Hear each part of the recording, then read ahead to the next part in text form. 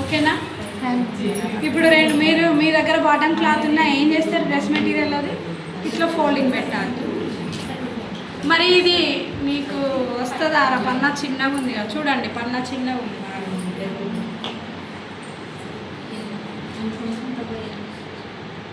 Madam అడ్డంగా ఎక్కువ వస్తే అలా కూడా ఫోల్డ్ చేసుకోవచ్చు, కానీ అసలు క్లాత్ ఒకవేళ ఆమెకి రాకపోతే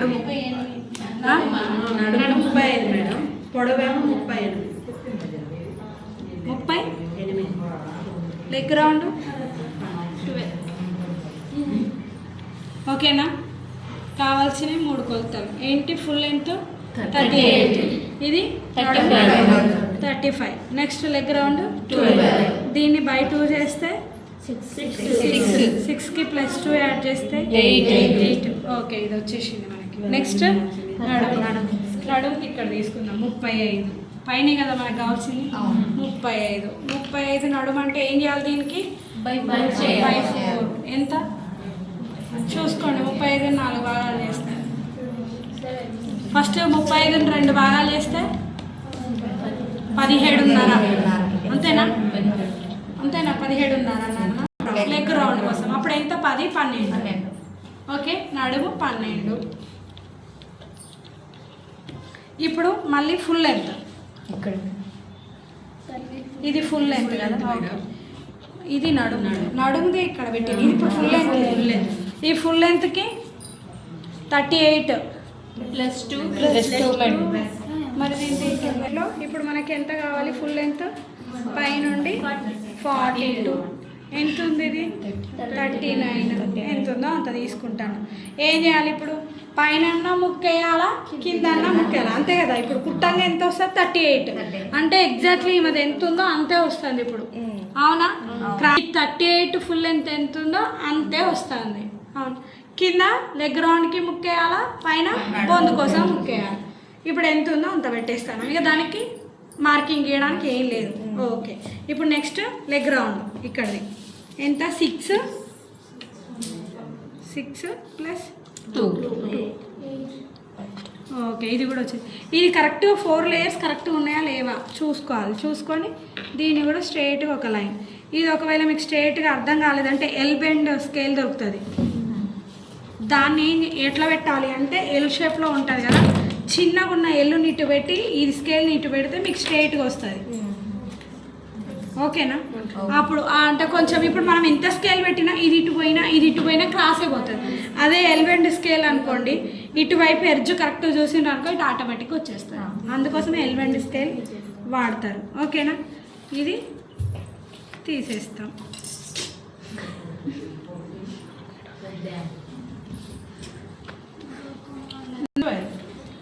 మన కుట్టడంలో కొంచెం అటు ఇటు ఇంకొంచెం ఒక 1/2 ఇంచ్ ఎక్కువ పెట్టాలి. ఓకేనా?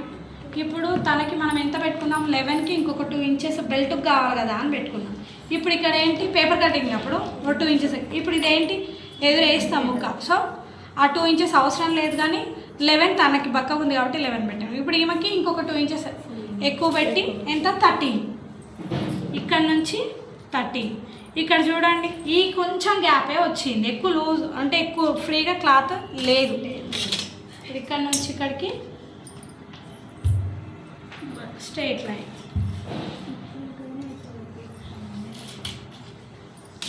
ఇప్పుడు ఇది టేప్ పట్టుకోవాలి. ఇక్కడ నుంచి ఇక్కడికి స్ట్రైట్ టేప్ పట్టుకోవాలి. ఇక్కడ ఒకరు పట్టుకోండి, అక్కడ ఒకరు పట్టుకోండి. ఓకేనా? వదిలేసి ఇది బ్లాక్ కాబట్టి కొంచెం పడినా మనకి మంచిగా కనబడుతుంది. ఓకేనా? ఇప్పుడు కటింగ్.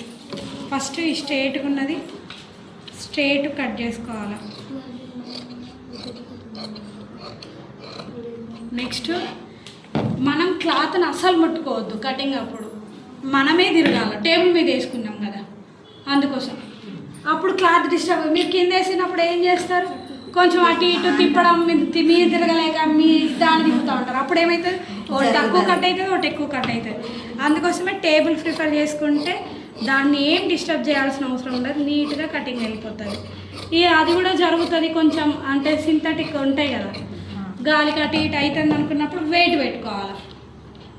ఇప్పుడు ఇక్కడ ఒక ఫోన్ అక్కడ ఒక ఫోన్ పెట్టినట్టే ఎటు కుదరదు కదా, ఇగో ఇట్లా కటింగ్ అయిపోగానే కొంచెం అప్పుడు లైట్గా ఇట్లా, అప్పుడు ఎక్కడా డిస్టర్బ్ కాదు. నేను ఇట్లానే కట్ చేస్తా, అందుకోసం నాకు అట్లా రెండింటికి ఓపెన్ చేయాలి ఫస్ట్.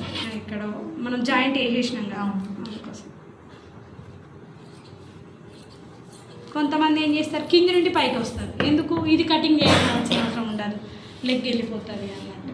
ఒక్కొక్కరు ఒకలాగా, కింద నుండి పైకైనా కావచ్చు, పై నుండి కిందికైనా. ఎట్లా కట్ చేసినా ఇది కట్ చేసేది అయితే ఇది. ఓకేనా? ఇప్పుడు మనకేం కావాలి, లెగ్ రౌండ్ కోసం పీసెస్ కావాలి. ఇవి 2 ముక్కలు ఉన్నాయి, వస్తాయా? చిన్న ముక్కలు 2 అటుకే కుట్టిన తర్వాత ఎక్స్ట్రాగా కట్ చేసుకోవాలి. ఇది నడుము కోసం, మిగిలిన ముక్కలు గోందుకు.